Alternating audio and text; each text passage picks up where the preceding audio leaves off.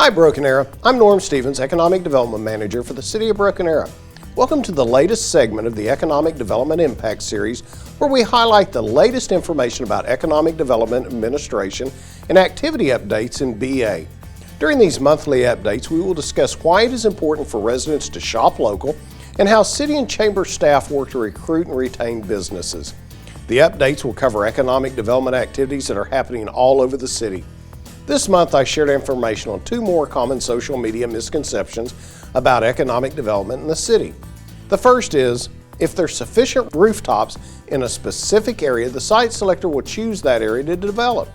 The second is, retailers avoid competition. Next, I gave some updates regarding various projects and recent recruitment efforts in the city of Broken Arrow. I also gave an update on the city's Back to BA Shop Local campaign. Good evening, Chairman and board members. Norm Stevens, Economic Development Manager. Tonight is my fourth presentation in our series dedicated to economic development in Broken Arrow. But before I get started on my seventh and eighth social media misconception of the Economic Development Administration, I want to update the board on several projects that are currently under contract or construction. One of the ones that we haven't spoke about in quite a while is Northeast Crossroads, and just to kind of help you remember where that is the Walmart that is out on Kenosha out towards County Line on the east part of our city. Recently, I received an email from the owner of Northeast Crossroads, and he bought a portion of it from the original owner, Jim Tapp. I believe Mr. Tapp may still own the Walmart itself. He advised he owned all the lots and that there's been interest in pad sites. He'll be developing a new shopping center on Block 3, Lot 1, which is next to the car wash, if you remember, that recently went in. This is particularly good timing for a variety of reasons. One is across the street from it, a Casey's convenience store will be coming in at 37th and Kenosha. And also something the council approved probably a year ago is the construction of the Timber Ridge cottages. I really do believe from everything I'm hearing and from housing starts that part of Broken Arrow is getting ready to be very, very busy over 2021 and 2022. There's a great deal of interest towards retail development in that part of our city. The Brio currently has over 12,000 square feet that of deals in play with leases for the first floor, which is their retail portion of it. Another 3,000 to 4,000 square feet of prospects that are considering the location. And their owner reports that the apartments there are actually 10 units ahead of where their projections were for this time of the year. So they're doing quite well, and he's quite enthusiastic about it. Tiger Hill Plaza will soon be dried in. It's getting very, very close. If you haven't been by, that's at 71st and Lynn Lane. It is really looking great. They believe that possession of some of the tenants with signed leases could occur in probably January. The owner still anticipates a March-April grand opening date. He is turning possession over to several tenants in mid to late January. He's going to be flexible in timing some of his grand openings due to the COVID virus.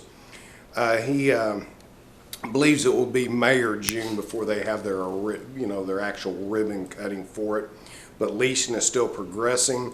He's closing on a West Pad site in January, and he has 4 spaces left with 2 having letters of intent on them now. So he is very, very enthusiastic about it. The Rose District, we're winding down another spectacular holiday season. Several events, unfortunately, were canceled due to COVID, and one this last Sunday was due to a snowstorm. So we decided we better do that. It was Elsa. Yes, it was, which we found a little bit of irony in that as well. She apparently didn't let it go. She did not. We did an event, and we may have visited with you a little bit, but I think it bears bringing up again, the Sensory Santa that we did. There was not a great deal of people who turned out for that, but the ones who did turn out for it had a remarkable time. One of the things that really impressed and touched me is young man was one of the first ones there, and they tried to get him to talk to Santa. And this Santa knows how to do this type of thing to make the child feel comfortable. And he couldn't talk to Santa. And he went over and he looked at the fire trucks and he looked at some different things. And the next thing I looked is he was over there, and for the next 15 minutes he talked to Santa. So I looked at the people in the TED unit and I said, well, I said, if nothing else happens out of this, it's a great success. We got a lot of coverage for it, and we will continue to do it. I visited with Mr. Spurgeon. He is very enthusiastic about it, and we will continue to do it year after year. Creek 51, the first business, our building should begin construction very soon. The owner feels confident this is going to be a catalyst for future sites once the movement starts. Back to BA, we are 1 month into the campaign out of 4 with the help of our hired PR firm. We've run multiple stories and videos featuring local businesses on social media, plus animated videos and ads on Facebook. This is going very well, and we're getting a lot of good attention on it. Getting into my number 7 and number 8 of our top 10 misconceptions of economic development administration. Number 7 is if there's sufficient rooftops in a specific area, the site selector will choose that area to develop.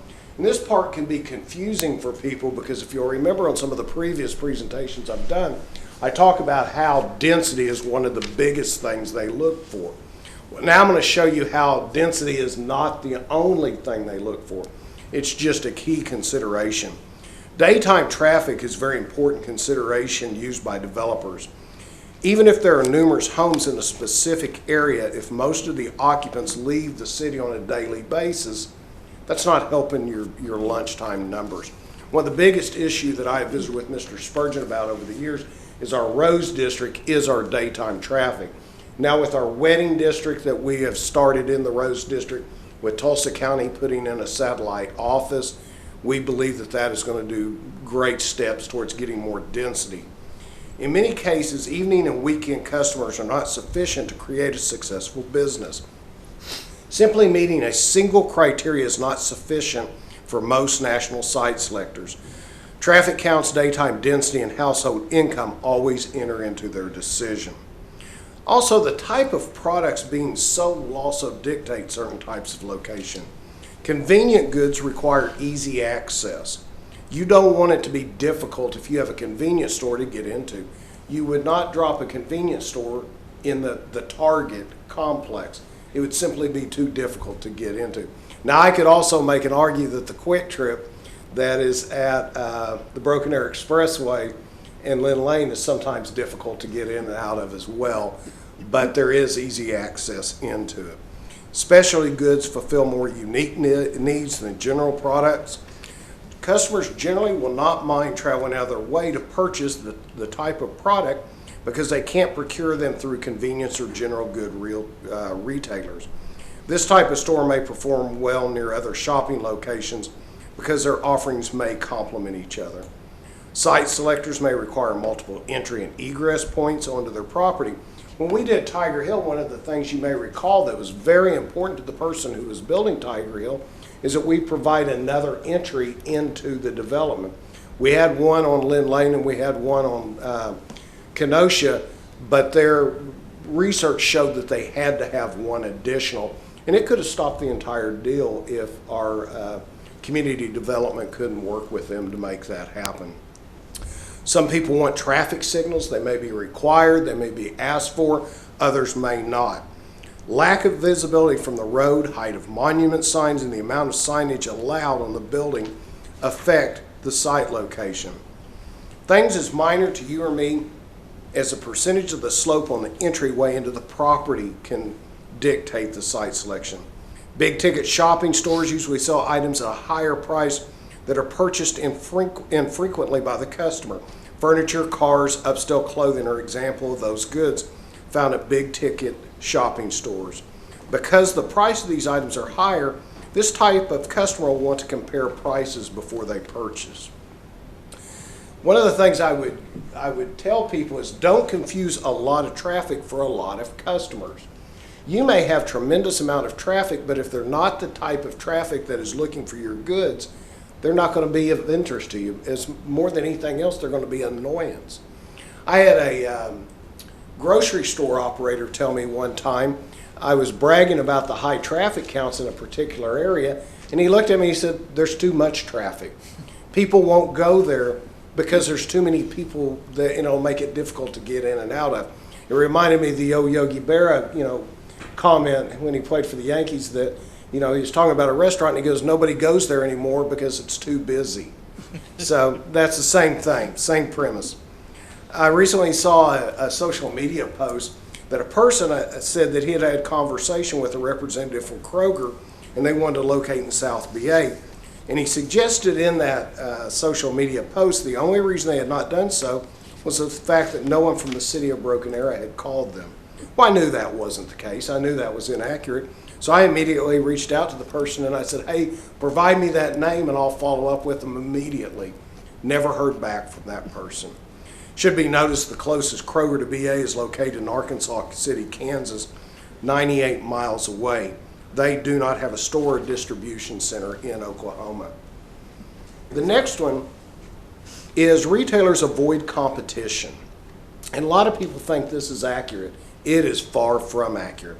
One only needs to look at the 9th and Kenosha area to realize the chicken district, as it's often called. I don't know how many chickens, I've counted them, and it's a lot. It's impressive. It is, and it's a great name for it, but obviously chicken places like other chicken places to be close because they think their chicken's the best. And I tell these folks, if you don't want any more chicken restaurants, quit buying chicken and they won't build chicken restaurants. So the chicken district is a great example of that. If there's no one purchasing the fast food, restaurants won't be there. National restaurant site selectors seldom make poor choices when it pertains to restaurant location. Retail site selectors are just as adept. In one of the first presentations I did to this board, I told you that if site selectors miss on more than one or two occasions, they'll be out of a job. They have to hit on a high percentage of the time. Site economics represent the ability of a store at any given location to support the cost of the land, the building or rent, equipment, and inventory, and to provide acceptable profit and return on investment. A return on investment with a company imposed hurdle rate is prepared each site that is under consideration, and it is used to compare sites. At this stage, the store or any store on any given site, before they are allowed to proceed, they get analytics and negotiations are done and eliminated from the consideration. They may be looking at as many as 10 or 15 sites before they decide on which site they want to go into. The market potential includes market trend, the number of customers, their purchasing power, competition, and cannibalization. I'm often asked, why do we not put a Kohl's in Broken Arrow? And generally people are talking about around the Elm and